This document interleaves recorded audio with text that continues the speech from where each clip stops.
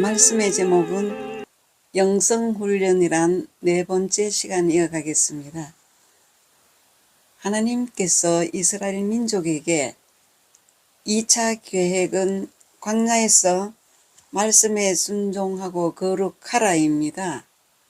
순종의 내용은 첫째 십계명과 율법입니다. 그 율법을 잘 지키라입니다. 말씀 속에 만나 생명이 있고 반석의 물도 마음을 뜻하고 불기둥은 영을 뜻합니다.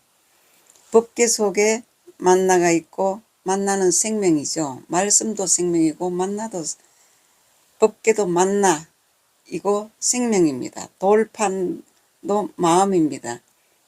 반석의 물도 마음이고요. 상난지팡이고 영입니다. 상난지팡이는 성소 안에 떡상도 생명이고 등대는 마음이고 향단도 영입니다. 이렇게 구분되어 있습니다. 말씀 순종해라입니다.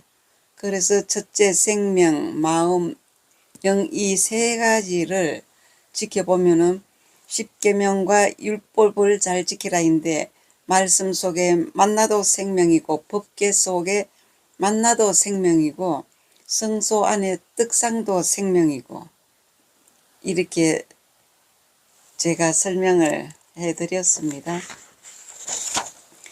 이스라엘 백성들이 모세의 인도를 받아 홍해를 무사히 건너서 광야교회에 들어왔습니다. 광야 생활에서 하나님이 원하시는 것은 하나님의 말씀 약속을 믿고 그대로 순종하여 거룩해지는 것입니다. 광야에서는 불기둥, 영과 만나, 생명과 반석의 물, 마음이 이스라엘 백성들을 보호했습니다. 말씀에 순종하고 말씀을 새기면 복을 주신다고 하셨습니다. 이스라엘 백성들이 하나님의 말씀을 듣고 순종하면 행하면 복 주신다고 하셨습니다. 내 안에 있는 옛사람의 요소와 탐욕의 성을 정복해야 심령의 천국이라는 복이 옵니다. 성막의 성소 내부에 있는 기구들을 설명하자면 떡상은 생명을, 등대는 마음을, 향단은 영을 의미합니다. 똑같은 말씀 다시 한번 반복합니다. 성막의 법궤에서 법궤 안팎에 있는 것 중에 돌판은 말씀이니까 마음을 의미하며 만나는 양식이니까 생명을 뜻하며 지팡이는 인도하니까 영을 의미합니다. 이스라엘 백성들은 제물과 설계도가 있었지만 아직 영이 어려서 성막을 제대로 짓지 못하였습니다.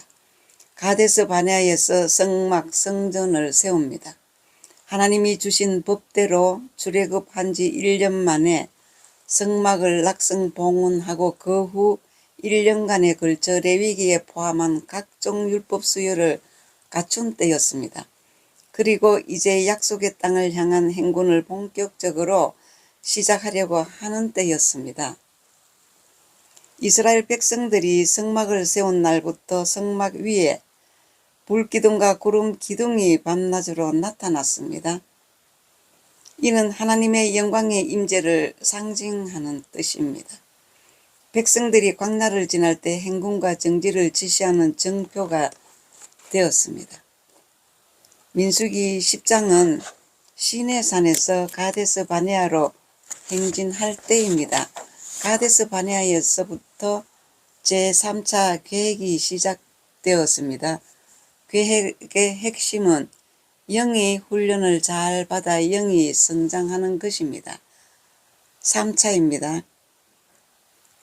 조금 전에 2차 말씀드렸습니다. 계획은 광야에서 영의 훈련과 영의 성장입니다.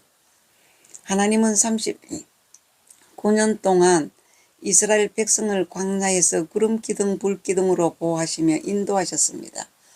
그들의 영을 훈련시키기 위해서였습니다. 영이 어리면 겁먹고 가나안 정복을 할 수가 없기 때문입니다. 하나님의 인도하심을 받으며 영이 자라서 스스로 행할 수 있어야 합니다. 요한복음 5장에 보면 베데스다 연못가에서 몸을 가누지 못하는 38년 된 환자는 스스로 일어나지 못했습니다. 누군가가 도와줘야 일어납니다. 거기에 구원자이시며 치료자이신 예수님이 오셨습니다. 예수님의 명령 한마디에 38년 된 병자는 스스로 일어나 자신의 자리를 도로록 말아서 들고 갔습니다. 예수님 말씀에 의해서 스스로 일어나게 되었습니다. 사람은 말씀이 들어가야 영이 살고 몸이 움직입니다. 영의 훈련의 최종 목표는 말씀을 지켜 행할 때 분별력이 오고 형통의 복이 옵니다. 형통의 복을 받은 사람은 여호수아 1장 5절에서 9절 보겠습니다. 내 평생에 너를 능히 대적할 자가 없으리니 내가 모세와 함께 있었던 것 같이 너와 함께 있을 것임이니라. 내가 너를 떠나지 아니하며 버리지 아니하리니 강하고 담대하라. 너는 내가 그들의 조상에게 맹세하여 그들에게 주리라 한 땅을 이 백성에게 차지하게 하리라. 오직 강하고 극히 담대하여 나의 종 모세가 네게 명한 그 율법을 다 지켜 행하고 우로나 좌로나 치우치지 말라. 그리하면 어디로 가든지 형통하리니 이 율법책을 네 입에서 떠나지 말게 하며 주야로 그것을 묵상하여 그 안에 기록된 대로 다 지켜 행하라. 그리하면 내 길이 평탄하게 될 것이며 내가 형통하리라. 내가 네게 명령한 것이 아니냐? 강하고 담대하라. 두려워하지 말며 놀라지 말라. 내가 어디로 가든지 네 하나님 여호와가 너와 함께 하느니라 하시니라고 했습니다. 이스라엘 백성들은 구름기둥 불기둥이 인도하는 대로 39년 동안이나 광야 생활을 했습니다. 그들에게는 스스로 일어서기 위해 영의 훈련과 성장이 필요했습니다. 영의 눈이 분별력이 요구되었습니다. 영의 훈련의 최종 목표는 말씀대로 행할 수 있는 영의 분별력이 생기는 데 있습니다. 출애굽 역사 속에 있는 세 가지 방법은 첫째, 홍해바다는 생명을 주셨고 시내산에서는 율법을 주셨습니다. 두 번째, 가데스 바네아에서는 십계명과 성막, 구름기둥과 불기둥을 주셨습니다. 세 번째, 요단강 건너는 것은 가나안 땅에 들어가기 위한 나의 옛사람이 죽었는가를 점검하는 마지막 시험이기 때문에 영의 훈련과 분별력을 주셨습니다. 그 분별력은 구원받은 상태입니다. 영성훈련은 출애굽해서 요단강 건너기까지의 훈련이 영성훈련입니다. 한마디로 말씀드린다면 하나님의 사람으로 만들어지기까지가 영과 마음의 훈련입니다. 영성훈련은 마음을 보여주는 것이라고 했습니다. 훈련을 왜 시키십니까? 영이 어린아이에서 자라서 아이, 청년, 장년에 이르기까지 훈련시켜야만 영혼 구원에 이를 수 있기 때문입니다. 이제 본격적인 영성 훈련이 시작됩니다.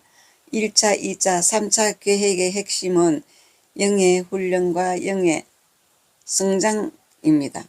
하나님께서 출애굽시키실 때 1차 계획에서는 생명을 주셨고 2차 계획에서는 거룩해라, 말씀과 율법에 순종하라 하셨습니다. 3차 계획에서는 육신의 생각을 죽이는 영의 성장 훈련입니다. 그 첫 번째 영성 훈련은 구름기둥과 불기둥의 인도함을 철저히 받는 훈련입니다. 출애굽기 40장 34절에서 38절 보겠습니다. 구름이 회막에 덮이고 여호와의 영광이 성막에 충만하며 모세가 회막에 들어갈 수 없었으니 이는 구름이 회막 위에 덮이고 여호와의 영광이 성막에 충만함이었으며 구름이 성막 위에서 떠오를 때에는 이스라엘 자손이 그 모든 행진하는 길에 앞으로 나아갔고 구름이 떠오르지 않을 때에는 떠오르는 날까지 나아가지 아니하였으며 낮에는 여호와의 구름이 성막 위에 있고 밤에는 불이 그 구름 가운데 있음을 이스라엘의 온 족속이 그 모든 행진하는 길에서 그들의 눈으로 보았더라 라고 기록하고 있습니다.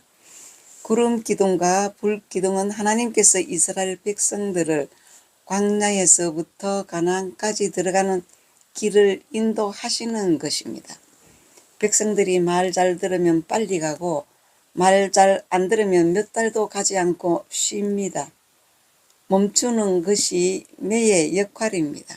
이스라엘 백성들은 가나안 땅에 빨리 들어가고 싶어 하는데 구름기둥과 불기둥이 멈추었으니까 들어가는데 39년이 걸렸습니다. 이것이 영성훈련입니다. 우리는 영성훈련이 무엇인지 알지 못하기 때문에 말로는 영성훈련을 하고 있지만 실제는 한 번도 영성훈련을 해본 적이 없습니다. 이 광야에서 여호와의 성막을 짓고 이스라엘 백성들은 하나님의 말씀과 율법을 지키며 교회 생활을 하게 됩니다. 광야에 들어가 보니까 이스라엘 백성들의 마음에 이런 불평들이 있습니다. 세상에 사는 사람들과 같은 상태이니까 하나님의 백성들이 죽었다고 말합니다. 이스라엘 백성들은 모세에게 대하여 원망 불평했습니다. 이스라엘 백성들의 문제는 원망과 불평이 그들의 영의 훈련을 가로막았고 영의 분별력도 생기지 못하도록 했습니다. 원망 불평은 그들이 하나님의 거룩한 백성을 되는 것을 방해했습니다. 오늘은 여기까지 말씀드리고 다음 시간에 5번째 시간 이어가겠습니다.